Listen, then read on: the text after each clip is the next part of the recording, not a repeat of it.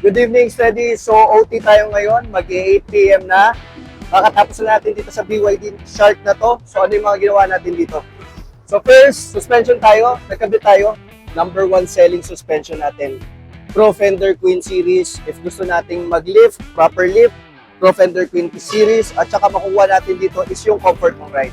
Then, since nag-lift tayo, pwede na tayo magkabit ng malaking wheel set. So, for our tires, nagkabit tayo ng Venom Power RT.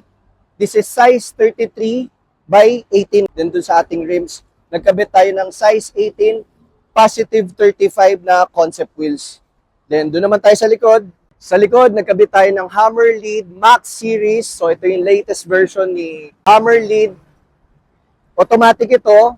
So, may access tayo sa Android phone, Apple, pwede rin dun sa remote key niya, and pwede dito sa button na to. If you're interested kayo, BYD Shark owners, visit lang kayo sa amin.